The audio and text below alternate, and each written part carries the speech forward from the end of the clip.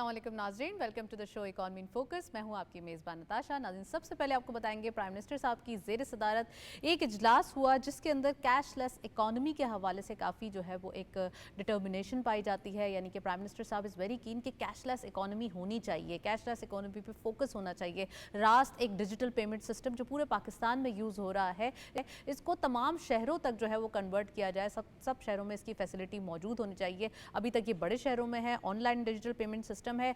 Online जितना ज़्यादा हम यूज़ करेंगे उतना ही ज़्यादा हमारे लिए डॉक्यूमेंटेशन प्रोसेस बेहतर होगा। और साथ साथ 3 कमेटीज़ जो है वो बनाने की हिदायत की है, जिसमें digital payment innovation and adoption committee एक number 1 and number 2 is digital public infrastructure committee and third one is government payment committee. यानी कि गवर्नमेंट की जितनी पेमेंट्स होंगी वो इस कमेटी के थ्रू होनी चाहिए। ऑनलाइन जितनी ज़्यादा ट्रांजैक्शंस होंगी उतनी ज़्यादा इकॉनमी में ट्रांसपेरेंसी आएगी। ये प्राइम मिनिस्टर साहब का आज जब इजलास से खिताब भी उन्होंने किया और इजलास में ये हिदायत की कि ये कमेटीज़ बननी चाहिए और इसके बाद तमाम जो पेमेंट्स हैं वो ऑनलाइन पेमेंट्स होंगी, जिसका इम्पैक्ट पाकिस्तान की इकॉनमी में बहुत ज़बरदस्त एक एड ऑन ये डिसीजन होगा।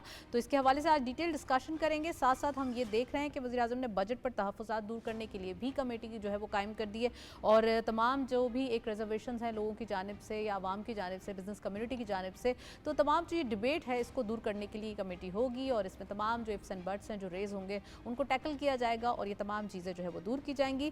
इसके अलावा अपना मीटर अपना रीडिंग ऐप मुतारिफ़ करवा दी गई है। इसके क्या फ़ायदे होंगे आज हम इसको कंप्लीट डायसेक्ट करेंगे, कितना ज़्यादा ये हेल्पफुल होगी। ख़ासकर लाइन लॉसेस के हवाले से जो चीज़ें होती हैं या हम देखते हैं कि बिलिंग के हवाले से इशूज़ होते हैं, मीटर रीडिंग का एक जो है वो एस्पेक्ट होता है। ये तमाम चीज़ें आज हम डिस्कस करेंगे कि कितना ज़्यादा इसकी तैयारी हो रही है और अपना मीटर अपनी रीडिंग के हवाले से क्या बेनिफिट्स आवाम को मिल सकते हैं, ये भी डिस्कस करेंगे। महंगाई बढ़ने की शरह में मामूली सी कमी हुई है, यानी कि हम इन्फ्लेशन के नंबर्स वैसे ही सिंगल डिजिट में देख चुके हैं और यहाँ पे 3.1% रहने की तवक्को है इस फिस्कल ईयर में। और ये अब तक की जो एक सिचुएशन है कि इन्फ्लेशन के नंबर्स डाउनवर्ड आ रहे हैं, ये अच्छा पाकिस्तान के लिए एक जो है एस्पेक्ट है। साथ साथ हम ये भी देख रहे हैं कि इंटरनेशनल ऑयल प्राइसेस बढ़ रहे हैं, जिसका पाकिस्तान की इन्फ्लेशन पे मे भी पॉसिबल कि आने वाले दिनों में नेगेटिव इम्पैक्ट हो सकता है अगर यही सिचुएशन जियोपॉलिटिकली रही। इसके हवाले से भी हम डिटेल डिस्कशन करेंगे। साथ साथ हम देख रहे हैं कि मशरिक़ वस्ता में जंग, जो कि अभी हम आपसे बात ही कर रहे थे, तो आलमी मंडी में ख़ाम तेल की कीमतों में एक इजाफा देखा जा रहा है। तो ऑफ कोर्स लोकल मार्केट में भी पास ऑन हो सकता है। हमारे पास कार्बन लवाई भी नेक्स्ट फोर्टनाइट विजिट में जो है वो पुट ऑन की जाएगी। तो आने वाले दिनों में क्या क्या चीज़ें हो सकती हैं। और साथ साथ वफाक में हुकूमत का जो ये 5 साल तक पुरानी गाड़ियों की दरामद है, यानी कि पुरानी गाड़ियों की जो एक इम्पोर्ट है, इस पर पाबंदी ख़त्म करने का फ़ैसला है। 5 साल पुरानी गाड़ियाँ जो है वो इम्पोर्ट की जा सकती हैं। ये गवर्नमेंट का जो है फ़ैसला है। इससे हमारे जो एक हम कह सकते हैं टैक्सेशन के कलेक्शन में बहुत ज़्यादा इससे एक अच्छा इम्पैक्ट आएगा, एक अच्छा हमें चंक इकट्ठा होगा। आज इसके हवाले से डिटेल डिस्कशन करेंगे। इन तमाम चीज़ों पर बात करने के लिए हमारे साथ गेस्ट भी स्टूडियो में मौजूद हैं, उनको आमदीद कहेंगे। हमारे साथ मौजूद हैं डॉक्टर उस्मान चौहान साहब, आप इकोनॉमिस्ट भी हैं, एनालिस्ट भी हैं। अस्सलाम वालेकुम, very warm welcome in the programme. अच्छा, मैं सबसे पहले उस्मान साहब यही पूछना चाहती हूँ कि क्या कहेंगे कि ख़ासकर हम कैशलेस इकॉनमी के हवाले से बात कर रहे हैं। प्राइम मिनिस्टर साहब की ज़ेर सदारत ये इजलास हुआ और फाइनली 3 कमेटीज़ इस पर कायम कर दी गई हैं और तो और इसके अंदर गवर्नमेंट की जो पेमेंट्स हैं उसके हवाले से भी जो है वो ये एक कमेटी बनी है। तो कैसा इम्पैक्ट होगा और इसके कितने ज़्यादा एक अच्छे पॉजिटिव हम कह सकते हैं इम्पैक्ट्स हो सकते हैं। बिस्मिल्लाहिर्रहमानिर्रहीम, आपने दुरुस्त फरमाया। इन 3 कमेटीज़ के इनेकाद से बहुत मुस्बत पेशरफ्त होगी, क्योंकि अगर आप देखें, आप मुकाबला करें पाकिस्तान का और बाकी तिहाई दुनिया के साथ, तो आप देखेंगे कि वहाँ पे कैशलेस अडॉप्शन ज़्यादा हुई है। उन्होंने कैशलेस अडॉप्शन ज़्यादा की है, उनकी डिजिटल पेमेंट्स बहुत अच्छी बढ़ती जा रही हैं। तो हमें भी ज़रूरत है कि हम कैशलेस अडॉप्शन को फ़रोग़ दें। उसकी वजह यह है कि आपने जिस तरह कहा कि इससे ट्रांसपेरेंसी भी होती है, पता लगता है कौन कितना कहाँ ख़र्च रहा है। टैक्सेशन ओवरसाइट के लिहाज से भी बहुत अच्छा होता है। उसके अलावा सहूलत भी बहुत होती है। आपने आवाम को जितनी सहूलत दे सकते हैं देनी चाहिए और ये सहूलत के पहलू से भी ये बहुत अच्छी सहूलत है। तो बिल्कुल आपने सही कहा, फैसिलिटेशन के लिए बेहतर है, लेकिन इससे कितनी ज़्यादा अवेयरनेस होगी, यानी कि कितने लोग इससे फ़ायदा उठा सकेंगे। वो लोग हाँ। जिनके पास एक फाइनेंशियल लिटरेसी है वो तो चलें, वो तो आगे बढ़ रहे हैं, लेकिन जो अभी इस चीज़ से दूर हैं और उनको नहीं एक आइडिया, तो उनके लिए फिर पैसे बैंक से निकालना, उसके ऊपर भी थोड़ी सी डिडक्शन होगी, और ये तमाम चीज़ें आप कैसे देखते हैं, ये क्या इम्पैक्ट करेगा लोगों को, जी, इसके कॉन्सिक्वेंसेस हो सकते हैं कोई? नहीं, आपने दुरुस्त फरमाया, क्योंकि कई सारे ममालिक में जो ऐप्स को फ़रोग़ दिया है, जिस तरह एम पैसा है कीनिया में, वो बहुत सादी ऐप्स होती हैं और वो ना सिर्फ स्मार्टफोन्स जिस तरह आपका या मेरा है स्क्रीन वाला और ऐप्स वाला, बल्कि डम फ़ोन्स वो पुराने वालों में भी अच्छा। आप टेक्स्ट के ज़रिए कर सकते वो हैं। टूट टूट टूट वाले टू मोबाइल टू जो टू होते वाले थे। बिल्कुल, जी जी, वो बिल्कुल। 3 दफ़े दबा के लेटर सी होता है, वो वाले फ़ोन्स जो हैं डम फ़ोन्स के ज़रिए भी उन्होंने इसको फ़रोग़ दिया है। तो ऐप्स को जितने आप सादगी से आगे करेंगे उस तरह वो लोग उसको मतलब यानी कि तरजीह भी जैसे देंगे। फार्मर्स हो गए, जैसे हाँ। हमारी लेबर क्लास हो गई, जी, वो जी। भी यूज़ कर सकेंगे इसे। खोखे वाले, रेडी वाले, अक्सर आप देखते हैं तिहाई दुनिया में आजकल रेडी वाले भी, और जो मतलब ज़रा सफ़ेद पोश लोग हैं वो भी इनको इस्तेमाल करते हैं। फ़ोन तो उनके पास होता है, क्योंकि डम फ़ोन की प्राइस तो यूँ आके गिरी है, तो फ़ोन लेना तो बहुत आसान होता है। उस पे जो ऐप्स होती हैं, अब पाकिस्तान में चूँकि ये 3 ओके। कमिटीज़ बनाई गई हैं, ये बहुत अच्छा होगा, और ख़ास तौर पे मेरे लिहाज से ये जो गवर्नमेंट फैसिलिटेशन है कि आपकी एक्साइज़ एंड टैक्स और इस तरह की चीज़ें जो भी आपके सरकारी काम होते हैं, हर शख्स के होते हैं, तो बहैसियत बाशिंदा आप इनको कर सकें आराम से घर बैठे हुए, तो ये तो बहुत ज़बरदस्त चीज़ अच्छा, होगी। रास्त इसके हवाले से गवर्नमेंट ने एक एप्लीकेशन कह लें या एक पेमेंट सिस्टम लॉन्च किया जी, था, जी। तो क्या आप समझते हैं कि इसी तरीके का कोई पेमेंट सिस्टम हम एक्सपेक्ट करते हैं इंटरनेशनली, लोकली, ये भी होगा? और दूसरा ये कि जो लोग हैं आम, बिल्कुल आपने बाशिंदों का जिक्र किया, यानी कि वो लेबर क्लास हो गई या जी। व्हाटएवर, तो उनके लिए क्या माइक्रो फाइनेंस बैंक्स के थ्रू अकाउंट खुलना या एक kind of micro financing payment system जो होते हैं, छोटे छोटे पेमेंट सिस्टम होते हैं, तो वो ज़्यादा इनके लिए हेल्पफुल साबित होंगे? बिल्कुल, बिल्कुल, माइक्रो फाइनेंस का तो एक बहुत अहम और कलीदी किरदार हो सकता है पाकिस्तान में, और आपने रास्त का बिल्कुल दुरुस्त ज़िक्र किया, क्योंकि इट्स रास्त a government system. Absolutely it is, और ये 2018-19 से इस पे काम किया गया है और हम इस्तेमाल करते हैं इसको अपनी बैंकिंग, ये बैकबोन है हमारी। तो मेरी तो तवक्को है कि जो कुछ भी किया जाए सरकारी सतह पे और कमर्शियल बैंक्स के साथ भी, वो इससे मतलब मुंसलिक किया जाए, और ये सारे एक ही सफ़े पे सारे खड़े हों। ये बहुत अच्छा होगा कि रास्त इसकी बुनियाद हो। बिल्कुल। अच्छा, डॉक्टर साहब, एक और चीज़ ये कि प्राइम मिनिस्टर साहब ने बजट में जो रिजर्वेशंस हैं उसे दूर करने के लिए भी कमेटी तश्कील दी है, तो इससे क्या एक्सपेक्टेशंस हैं? क्योंकि बजट के अंदर कुछ चीज़ें ऐसी हैं, जैसे सोलर पैनल के हवाले से टैक्सेस का था, फिर कम कर दिया गया, एग्रीकल्चर के ऊपर टैक्स का कहा गया था, उसको कम कर दिया गया या ख़त्म कर दिया गया, इस टाइप की बातें चल रही हैं। जी, तो ये रिजर्वेशंस दूर करने के लिए कमेटी कितना हेल्पफुल होगी? बहुत अच्छी बात है, क्योंकि ये एक जमहूरियत में बड़ा ज़रूरी होता है कि इस पे बहस होती रहे कि बजट में किस तरह से हम मतलब तरजीह किसको दे रहे, अहदाफ का तयन कैसे किया गया है सरकार की तरफ से, IMF की जो है ज़रूरियात उनको पूरी करते हुए हमने क्या क्या चीज़ें मतलब किन चीज़ों पे अमल पैरा हुए हैं। तो अवाम के मतलब तहफ़्फ़ुज़ात तो बेशक होंगे, और आपने 2 बहुत अहम चीज़ों का जिक्र किया। एक तो ये सोलर पैनल्स के टैक्स पे, इस पे लोग काफ़ी मतलब काफ़ी लोग मुतमईन हैं और काफ़ी नहीं और भी। सोशल मीडिया पे भी पहले लोग आ जाते हैं ना, कुछ जी, फेक न्यूज़ के हवाले से भी कुछ ना कुछ करने के लिए, तो ये भी है। ये जो हमारा एक हम कह सकते हैं ना, ट्रांसपेरेंसी आ जाएगी इससे। बिल्कुल, बिल्कुल, और पॉलिसी का जो ये कमेटी का जो मौक़िफ़ होगा, वो भी सोशल मीडिया पे जाएगा, तो जो भी बहस हो रही है खामखा फेक न्यूज़, उसके बरअक्स आप देखेंगे कि एक मफ़हूम आएगा एक कमेटी का, वो अच्छा होगा। अच्छा, एक और जो कैशलेस इकोनॉमी के हवाले से मेरे ज़हन में सवाल आ रहा है, वो पूछना ज़रूरी है कि हमारे पास जो एक कैश की सर्कुलेशन है, यानी कि जी। फ्लोटिंग ऑफ कैश है, वो बहुत ज़्यादा हो जाता है। फिर इसके ऊपर स्टेट बैंक ऑफ पाकिस्तान को इनिशिएटिव लेना पड़ता है कि जितनी क्वांटिटी में डॉलर हो उतना ही कैश होना चाहिए। जी। इस टाइप की चीज़ें बहुत ज़्यादा हैं। फिर लोग कैश को ज़्यादा स्टोर कर लेते हैं। इन तमाम चीज़ों में ये कैशलेस इकोनॉमी क्या किरदार अदा करेगी? कैशलेस इकोनॉमी सबसे पहले तो सहूलत होगी, मतलब आप जाएंगे तो आप आराम से अपनी ऐप से पीप करके आपके सारे वो ट्रांजैक्शंस हो जाएंगी। उसके अलावा आपकी सेविंग बिहेवियर, डेटा फोरकास्टिंग, ये जो पेश गोई करनी पड़ती है सरकार को कि कितनी कंजम्पशन हो रही है, कितने, उसमें ये डेटा बड़ा काम आता है कि अगर आप फुल कैश इकोनॉमी पे चलें तो फिर किसी को पता नहीं होता कि मईशत किस तरफ जा रही है। और डेटा के साथ हम बहुत सारे पब्लिक पॉलिसी फ़ैसले भी कर सकते हैं, इंस्टीट्यूशनल फ़ैसले भी कर सकते हैं, कमर्शियल एंटरप्राइजेस, स्टार्टअप्स वगैरह, काफ़ी सारी चीज़ें उससे होती हैं। डेटा बड़ी कीमती चीज़ है, और 21वीं सदी में तो मैं कहूँगा सबसे कीमती चीज़ है, तो कैशलेसनेस के लिए डेटा बहुत मुफीद बहुत साबित मैटर होगा। करता है। इन्फ्लेशन के नंबर्स में एक हम देख रहे हैं कमी हो रही है, जी, जी। But there are some things के इंटरनेशनली जो जियो पॉलिटिकल सिचुएशन है वो इन्फ्लेशन को पुशअप करते हुए वाज़ेह तौर पे दिखाई दे रही है। क्या आपका एनालिसिस है? इसमें इसराइल ने एक बहुत मनफी किरदार अदा किया है और जिसके बर्बरियत से इन्होंने ये हरकतें की हैं ईरान के ख़िलाफ़, हमें फिर समझ नहीं आ रही कि रद्द-ए-अमल ईरान का क्या होगा, किस हद तक ये जंग आगे जाएगी। और उसमें गुफ्तगू जो है स्ट्रेट ऑफ हॉर्मूज़ की बहुत हो रही है कि अगर इसको रोक दिया जाए तो पाकिस्तान, भारत और ये मतलब रीजन बहुत असरअंदाज होगा, क्योंकि हमारा तेल यहाँ से आता है, नेचुरल गैस यहाँ से आता है।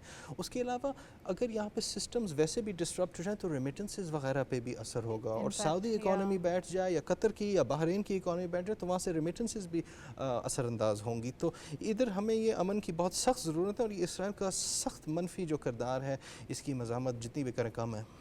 अच्छा, एक और डॉक्टर साहब हम देख रहे हैं कि जो ऑयल प्राइसेस हैं, अगर तो ये बेहतरी हो जाती है और जियोपॉलिटिकल सिचुएशन रुक जाती है, सेट हो जाती है, तो फिर आप ऑयल प्राइसेस के हवाले से क्या फोरकास्ट देखते हैं? फिर वो नॉर्मलाइज हो जाएंगी और आप देखें कि रुझानात जो चंद माह के थे वो तो कम होते जा रहे थे। और ये बहुत अच्छा था बिकॉज आपको पता है कि 30% तो हमारी इंपोर्ट्स ये एनर्जी से के सिलसिले में होती हैं। तो अगर इनकी कीमत कम हो जाए तो फिर हमारा जो करंट अकाउंट इशू भी है वो और भी, हमारा करंट अकाउंट सरप्लस चल रहा है अभी, वो और भी बेहतर हो जाएगा। तो जो हम अच्छी तरफ जा रहे थे, लेकिन अगर दुनिया इतनी ऊटपटांग हुई है तो फिर हम किस हद तक हम हमेशा ही अच्छे जा रहे होते हैं, लेकिन नेचुरली डिजास्टर्स समटाइम्स जो है वो एब्रप्ट बिहेवियर करते हैं। आप ठीक कह रही हैं, कोविड का देख लें, उसमें हमारा क्या कसूर था, अब देख लें इसमें हमारा क्या पाकिस्तान में हमेशा एक टग ऑफ वॉर देखी जाती है, बट पॉलिसीज बहुत मैटर करती हैं। यकीनन पाकिस्तान इस खित्ते में भी बेहतरीन जो है अपना किरदार अदा करेंगे। जी बिल्कुल। अच्छा, गवर्नमेंट ने 5 इयर्स पुरानी जो कार्स हैं उनकी इंपोर्ट पे इजाज़त दे दी है। अब आपको टैक्स कलेक्शन का जो इम्पैक्ट है या टैक्स का जो एक चंक है, जो हैवी चंक हम इधर से भी कलेक्ट कर लेंगे, क्या इम्पैक्ट होगा इसका? ये आपके वो करंट अकाउंट और फिस्कल अकाउंट के दरमियान जो रिलेशनशिप है उसकी बात है, क्योंकि आप जब किसी चीज़ को इंपोर्ट करते हैं तो उस पर जो टैक्स, सबसे ज़्यादा टैक्स यहीं से इकट्ठा होता है। तो अगर आप इंपोर्टेड कार्स करें और वो 5 ईयर वैल्यू है तो वो काम आएंगे कौम के, मतलब लोग इस्तेमाल करते हैं। 5 साल पुरानी गाड़ी इतनी बुरी तरीके, मेरी गाड़ी भी इतनी पुरानी है और अच्छी चल रही है, तो वो आप जिस तरह इंपोर्ट करेंगे तो उस पर जो टैक्स लगेगी ये बहुत अच्छा हिस्सा होगा आपके फिस्कल अकाउंट के उस हिसाब से। लेकिन फिर आपका करंट अकाउंट भी असर मुतासर होता है। लेकिन इसके साथ साथ आप देखें कि इन्होंने एक इलेक्ट्रिक व्हीकल पॉलिसी का भी ऐलान किया है और वो बहुत मतलब तवील और मुद्दत चीज़ है।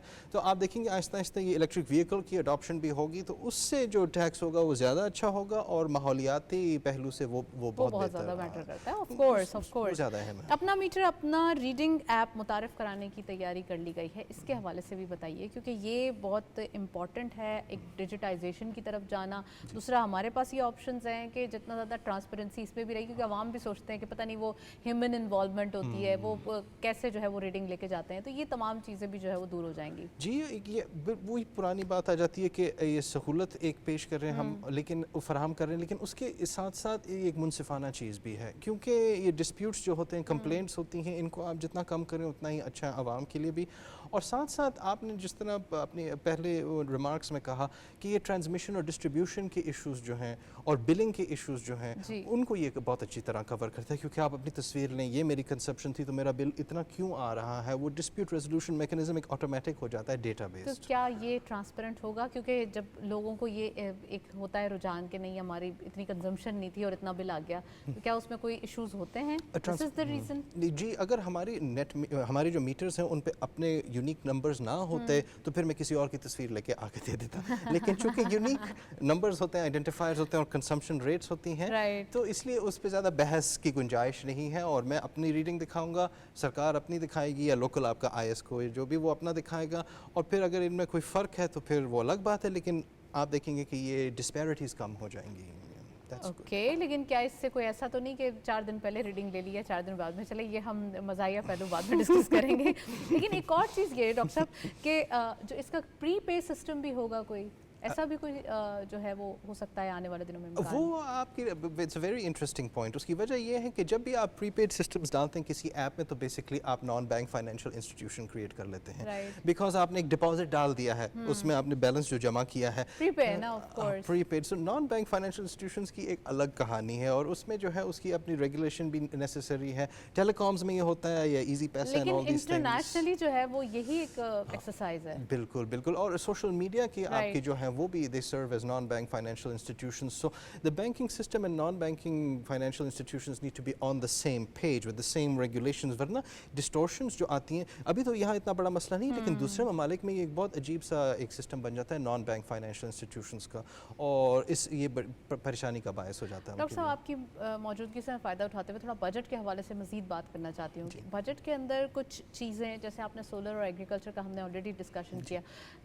थोड़ा सा अगर हम बिजनेसेस के हवाले से एनवायरनमेंट की बात करें तो इस बार बिजनेसेस को फ़रोग देने के लिए construction activities plus super tax को कम किया गया, कंस्ट्रक्शन सेक्टर पर टैक्स कम किए गए, और थोड़ा सा कारोबार को बढ़ाने के लिए कुछ एक तवज्जो इस जानिब दिलाई गई है. और दूसरी बात ये कि जो रिटेलर्स हैं उनके ऊपर, या फिर हम कह सकते हैं कि उनको थोड़ा सा इस चीज़ का पाबंद किया गया है कि आपको टैक्सेस देने हैं. और नॉन फाइलर्स का घेरा तंग किया गया है. अमिट हम कह सकते हैं कि उनकी गिरफ्तारी या ऐसा वाला सीन नहीं किया गया कि हरासमेंट से दूर रखा गया है, मगर घेरा तंग किया गया. ये ज़रा थोड़ा सा बताइएगा. आपने दुरुस्त फरमाया कि एक तरफ वो सख्ती ज़्यादा हो रही है रिटेलर्स के ख़िलाफ़ और इस टाइप के सेक्टर्स के खिलाफ, और दूसरी तरफ वो फ़रोग़ देना चाह रहे हैं बिजनेसेस को, और ख़ास तौर पे वो प्रोडक्टिव बिजनेसेस. सो कंस्ट्रक्शन आप जानती हैं वो कई और इंडस्ट्री से मुंसलिक होता है. अगर आपकी कंस्ट्रक्शन ठीक जा रही हो तो कई सारे और बिजनेसेस उसके होती हैं, सरिया, शीशा, इतनी सारी चीज़ें उससे मुंसलिक होती हैं. तो आप अगर प्रोडक्टिव इंडस्ट्रीज़ को फ़रोग़ देंगे तो उससे एम्प्लॉयमेंट का बड़ा फ़ायदा है, कंजम्पशन का बड़ा फ़ायदा है, और रियल इस्टेट जो है वो अक्सर लोगों की सबसे बड़ी पोजीशन होती है, तो उसकी प्राइसेस में भी अगर इंक्रीज़ हो और हाउसिंग की सप्लाई बढ़े तो वो बहुत अच्छी चीज़ है. उसके साथ साथ आप जो कह रही हैं इसमें एक मुतवज़नी हरकत है सरकार की, क्योंकि अगर रिटेलर्स और टैक्स नेट से बाहर हैं जैसे कि कहा जाता है तो उनको शामिल करना बड़ा ज़रूरी है, वरना सैलरीड क्लास पे तो बहुत ज़्यादा बोझ है. तो एक मुतवज़नी अंदाज से सबको संभालने की कोशिश ज़ाहिर की है इस बजट में. इतने कम रिसोर्सेज हैं और उसके बावजूद ऐसा बजट देने की कोशिश की गई है कि किसी ना किसी तरीके से सैलरीड क्लास को भी थोड़ा सा एक हल्का उनके ऊपर बोझ रखा जाए, और टैक्स भी कलेक्ट करना है. गवर्नमेंट ने अपने लिहाज से एक अच्छा बजट दिया है और नॉन फाइलर्स को जो है वो तरीके से जो है उनकी तरफ क्रैक डाउन किया जा रहा है. आप समझते हैं कि अब आने वाले दिनों में जो ये ईयर था, it is much better than past 2 years, लेकिन अब आने वाले दिनों में थोड़ी सी ये जियो पोलिटिकल सिचुएशन भी है, टेंशन्स जो कि इससे पहले पाकिस्तान और इंडिया कॉन्फ्लिक्ट, अब ये रीजन के अंदर ये अगेन जो है वो दिखाई दे रहा है. तो इस चीज़ को मद्देनज़र रखते हुए हमारा फिस्कल डिसिप्लिन कैसा देखते हैं?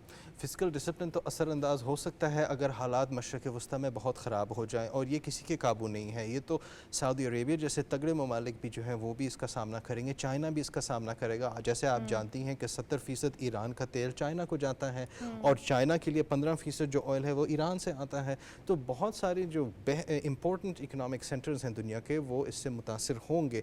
पाकिस्तान भी इससे मुतासिर होगा, और उसकी वजह यह है कि हम इसी इलाके में बसते हैं, और हमारे जो इकनॉमिक टाइज़ हैं वो ज़्यादातर गल्फ़ के साथ हैं. और ये गल्फ़ का स्ट्रेट ऑफ हॉर्मूज़ एक कितना कलीदी हिस्सा है, ये है या रेड सी है, और हमारे लिए तो स्ट्रेट ऑफ हॉर्मूज़ बनता है. तो यहाँ पे खुदा न खास्ता अगर ईरान इस तरह उसको माइन कर देता है या ब्लॉकेड कर देता है और यहाँ US वॉरशिप्स आ जाती हैं, ये सिनेरियोज़ इनके बारे में गुफ्तगू हो रही है. और मैं तो बहुत परेशान हूँ इससे, बिकॉज़ ये हमारे हाथ से बाहर की चीज़ है और हमारी आवाम पे ही असरअंदाज होगा. राइट, क्योंकि आप अपने मुल्क में होते हैं तो अपने मुल्क के तो अपने पॉलिसी मेकर्स डिसीजन लेते हैं, लेकिन ये दूसरे मुल्क की बात है. वेल, आपने सही फरमाया. Thank you so much doctor Usman Chauhan, आप हमारे साथ मौजूद रहे. काफ़ी डिटेल एनालिसिस और एक ज़बरदस्त गुफ्तगू हमने की. अभी हम जो है वो इकॉनमी के हवाले से बात कर रहे थे, ख़ासकर प्राइम मिनिस्टर साहब की जो कैशलेस इकॉनमी और इजलास के हवाले से जो एक अपडेट थी वो हमने आपको डिटेल बताई. एक ब्रेक की जानिब चलते हैं, हमारे साथ रहिए.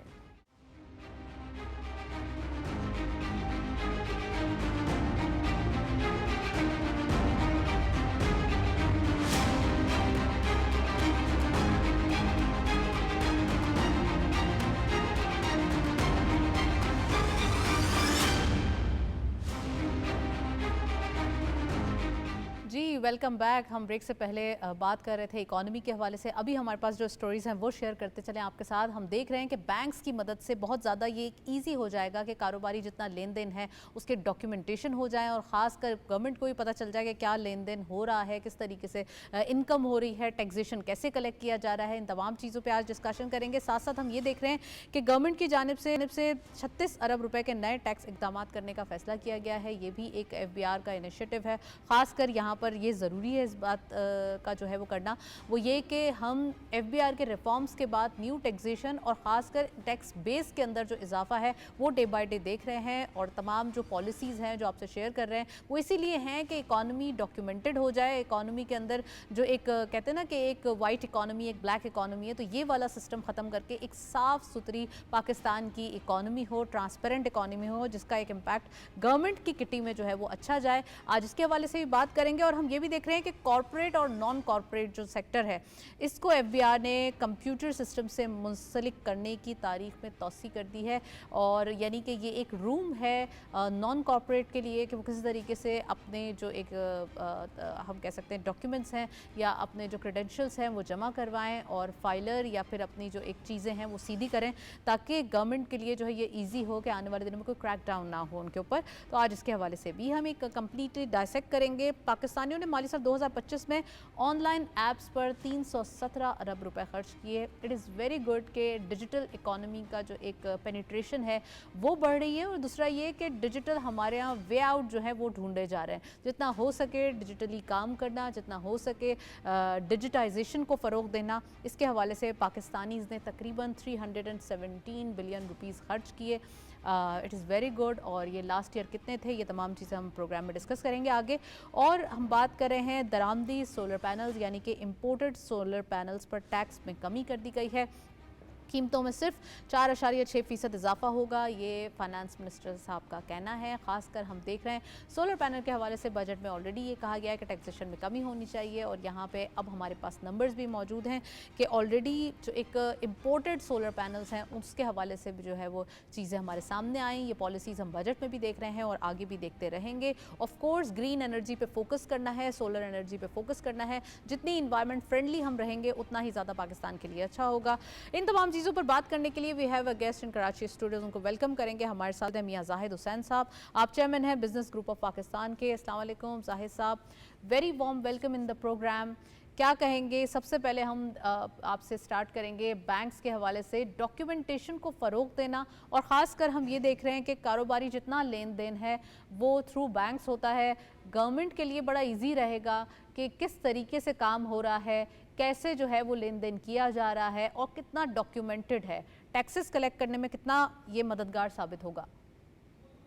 ये बहुत अच्छी बात है। हम तो समझते हैं कि हम बड़े अरसे से गवर्नमेंट के साथ इस पे फॉलो अप कर रहे हैं कि रादर के हम कोर्सिव मेजर्स के ऊपर जाएं और कैद और इस तरह की चीजों के ऊपर जाएं, क्यों ना डिजिटलाइजेशन के ऊपर जाएं, इकोनॉमी को पूरी को डिजिटल करें और उस पर जितने भी खरीदो फरोख्त है या ट्रांजेक्शन है उन सबको थ्रू बैंकिंग चैनल करें और उनको डिजिटलाइज करें। मकसद ये है कि हम थ्रू तो करें खरीदो फरोख्त, लेकिन उसके साथ साथ कोई कैश पे भी अगर हम खरीदो फरोख्त करते हैं, कोई छोटी मोटी भी खरीदो फरोख्त करते हैं, तो जैसे रास्त आईडी है या इजी पैसा है या इस तरह के दूसरे अकाउंट्स हैं, तो उसको कोई ना कोई डिजिटल फॉर्मेट पे अगर हम लेके आएंगे तो फिर रेवेन्यू इंक्रीज नहीं हो सकेगी, कहीं ना कहीं वो चीज डॉक्यूमेंट हो रही होगी। तो हम तो बड़े अरसे से एफपीसीसीआई से इस प्लेटफॉर्म से ये बात करते हैं कि हमें इस तरफ जाना चाहिए, ताकि हमारे एक पूरा सिविलाइज्ड सोसाइटी हमें बनानी चाहिए। और सिविलाइज्ड सोसाइटीज जो है उसमें हमें उनको ओपन करना चाहिए, ना तो क्लोज्ड इकोनॉमी बनाए या तो ड्यूरेस या कोर्सिव इकोनॉमी बनाए। तो उसके लिए हमने ये तजावीज किया है कि गवर्नमेंट या एफपीआर तरफ प्रोसीड कर रहे हैं, लेकिन उसमें अभी भी मैं समझता हूँ कि बहुत सारी चीजें ऐसी हैं कि जिसपे इन्हें डिजिटल इकोनॉमी जाने तेजी से जाने की, तो अभी जितना उसको फास्ट करेंगे हम उसको वेलकम करेंगे। राइट। अच्छा सर ये भी बताइएगा कि गवर्नमेंट ने तकरीबन 36 अरब रुपए का टैक्स कलेक्ट करने की जो है वो इकदाम करने का फैसला किया है। ख़ासकर हम ये भी देख रहे हैं कि टैक्सेशन के ऊपर हम पहले भी बारहा प्रोग्राम्स में बात करते रहे हैं। और अगर हम बात करें अभी टैक्स बेस के हवाले से, तो इस बार फोकस नॉन फाइलर्स के ऊपर ज़्यादा था। जैसे कि हम ये भी देखते आ रहे हैं कि वो लोग जिन्होंने अभी तक अपने क्रेडेंशियल्स जमा नहीं करवाए या जिन्होंने अभी तक अपने असासे शो नहीं किए, गवर्नमेंट चाहती है कि इस बार टैक्स बेस बढ़े। और ऑल्दो आईएमएफ की भी ऑलरेडी काफ़ी अरसे से यही डिमांड है, तो इस बार गवर्नमेंट ने फैसला किया है कि इसको फुलफिल किया ही जाएगा। आप क्या कहेंगे इसके ऊपर? देखिए, टैक्स टू जीडीपी है हमारा, उसको अभी तकरीबन कोई 10% है, जो कि पहले तकरीबन 8.5 था, फिर 9.5 हुआ और अभी 10 हुआ। और अगले साल वो उसको 11% पे ले जाना चाह रहे हैं। तो ये जितनी भी मूव्स हैं बहुत अच्छी हैं। और उसमें जो सेगमेंट्स हैं इकोनॉमी के, जो outside of the tax net हैं उनको भी लाने की ज़रूरत है। मिसाल के तौर पे रिटेलर्स हैं, उनको टैक्स नेट में लाने की ज़रूरत है। एग्रीकल्चर को टैक्स नेट में लाने की ज़रूरत है। इसी तरीके से कुछ होलसेलर्स भी हैं जो पॉइंट ऑफ सेल से आउट हैं, उनको भी इस राइट। सिस्टम में लाने की ज़रूरत है। तो अगेन मैं यही कहूँगा कि जितना इसको फास्ट करेंगे उतना बेहतर होगा। दूसरा, आपने ये कहा कि 36 बिलियन रुपीज़ की रिकवरी का वो है, वो मेरी नॉलेज में नहीं है, वो आप किसको रेफर कर रही हैं? क्योंकि ये तो 36 बिलियन सर तो आज ही की हमारा जो न्यूज़ है, ये देखें ना आज ही की चौदह स्टोरी हजार है। तीन सौ जी, सॉरी, ये आज ही की न्यूज़ है। देखिए 14,300 अरब रुपए के हमारे रेवेन्यू मेजर्स हैं इस साल, जो भी आने वाला साल है। और पिछले साल जो है हमारे रेवेन्यू जो कलेक्ट हुआ है वो 11,800 बिलियन रुपीज है। तो अब अगर हम 11,800 बिलियन को देखें या 14,300 को देखें, तो उसमें 36 बिलियन तो एक बहुत एक मिनिमल सा अमाउंट नजर आता है। तो ये तो बहुत सारे इस तरह के रेवेन्यू मेजर्स हैं, इस किसी में तरीके से बीस तो हम बिलियन है रेवेन्यू के किसी में हवाले से तीस बात बिलियन है करें तो किसी ये में 50 जनरेशन में कितना मदद देगा, खासकर इंपोर्टेड कार्स के हवाले से इनिशिएटिव लिया गया। वहीं जो है वो कुछ सेक्टर्स के ऊपर न्यू टैक्सेस आयद किए गए। तो इस बार डायरेक्ट टैक्स का जो बर्डन है वो बढ़ाना है, इनडायरेक्ट टैक्सेस को थोड़ा कम करना गवर्नमेंट ने इस चीज़ की प्रायोरिटी रखी है। जी, ये बहुत अच्छी बात है कि जितने हम डायरेक्ट टैक्सेस के ऊपर जाएंगे तो वो इन्फ्लेशन का बायस नहीं बनेंगे, वो लोगों की इनकम से वो गवर्नमेंट ड्रॉ कर रही होगी। लेकिन अगर हम डायरेक्ट टैक्सेस पे जाते हैं, जैसे फॉर एग्जांपल सेल्स टैक्स वगैरह हैं, तो वो तो ज़ाहिर है कि उसमें इन्फ्लेशन का बायस बनते हैं और वो गरीब अमीर सबको एक ही रेट से देना होता है। वेयर एज के जो डायरेक्ट टैक्सेस हैं वो अमीर से ज़्यादा लिए जाते हैं और गरीब से कम लिए जाते हैं। तो इस तरीके से अमीर अमीर तर नहीं होता और गरीब गरीब तर नहीं होता। तो ये भी एक अच्छी कोशिश है और काविश है। लेकिन इसमें भी जो डायरेक्ट टैक्सेस हैं उसमें तकरीबन कोई 90% शेयर जो है वो विद होल्डिंग टैक्सेस का है, जो अप फ्रंट गवर्नमेंट पहले ही चार्ज कर लेती है। तो वो भी गवर्नमेंट ले लेती है, फिर उसके बाद रिफंड के इश्यूज होते हैं। लेकिन बहरहाल उसको भी अगर हम थोड़ा रैशनलाइज कर लें, जो विद होल्डिंग टैक्सेस हैं उनके रेट्स बढ़ाए चले जा रहे हैं। जैसे फ्लीट ऑपरेटर्स हैं, राइट। वो आज हमारे पास आए थे, तो उनका जो विद होल्डिंग टैक्स है वो पहले 4% था, उसको 6% कर दिया है। तो लोगों की इनकम और आमदनी को देख के विद होल्डिंग टैक्सेस होने चाहिए, जो कि हम समझते हैं कि उसके भी रेट्स जो हैं बड़े एग्जॉर्बिटेंट हो रहे हैं, जो कि लोगों के बस से बाहर हैं। बहरहाल इन चीज़ों को रैशनलाइज करने की ज़रूरत है। अच्छा sir, corporate and non corporate के सेक्टर्स की बात करें तो यहाँ पे एफबीआर ने थोड़ा लीनियंसी कर दी है, उनको कवायद जमा करवाने की तारीख में तौसी कर दी है। क्या कहेंगे इसके हवाले से कि कितना ज़्यादा ये कंप्यूटर सिस्टम से एक तो मुंसलिक भी हो जाएंगे, डिजिटाइजेशन के हवाले से भी एक अच्छा इम्पैक्ट है, और दूसरा ये कि जो नॉन कॉर्पोरेट सेक्टर है वो भी थोड़ा सा ये सोचेंगे कि किसी ना किसी तरीके से अपने आप को टैक्स बेस के अंदर जो है वो शामिल कर लें। इसके हवाले से क्या कहेंगे या आप? हाँ, उसमें ये इन्होंने इंट्रोड्यूस करवाया था मई में, कि जिसमें ये था कि आप जून से इसमें इस सिस्टम से लिंक हो जाएंगे और ऑनलाइन आपकी इनवॉइसिंग होगी और रियल जी। टाइम इनवॉइसिंग होगी। फिर उसको एक महीना इन्होंने एक्सटेंड किया जुलाई में, अब शायद एक महीना और एक्सटेंड कर दिया। तो उसमें असल बात यह है कि जो इनके कॉन्ट्रैक्टर्स हैं जिन्होंने इस सारे सिस्टम को इंटीग्रेट करना है विद दी एफबीआर, वो भी पूरी तरीके से रेडी नहीं है और उसमें कुछ इंफ्रास्ट्रक्चर के प्रॉब्लम्स आ रहे हैं। तो मैं समझता हूँ कि जैसे ही ये चीज़ इन्वोक होगी और सिस्टम में आ जाएगी, तो उससे रेवेन्यू की कलेक्शन में इजाफा भी होगा और शायद लोगों के पीस ऑफ माइंड में एक एक दफ़ा तो कोई भी नया सिस्टम होता है तो लोग उसको एक्सेप्ट नहीं करते और ह्यू एंड क्राई होती है। लेकिन अल्टीमेटली मैं समझता हूँ कि अगर आप सिस्टम को ई इनवॉइसिंग पे लेके आएंगे, रियल इनवॉइसिंग पे, रियल टाइम इनवॉइसिंग पे लेके आएंगे, तो फिर हमारा सिस्टम और बेहतर हो जाएगा और स्ट्रीमलाइन हो जाएगा और उसमें लूप होल्स लेकिन नहीं उसका हमें होंगे। मेक श्योर तो ये करना चीज़ें होगा आगे चल के कि मैं किसी समझता हूँ तरीके जिस से तरह से पाकिस्तान, जी, हमें मेक श्योर करना होगा कि किसी पाकिस्तान तरीके जैसे से जैसे सिस्टम ग्लिचेस ना आए।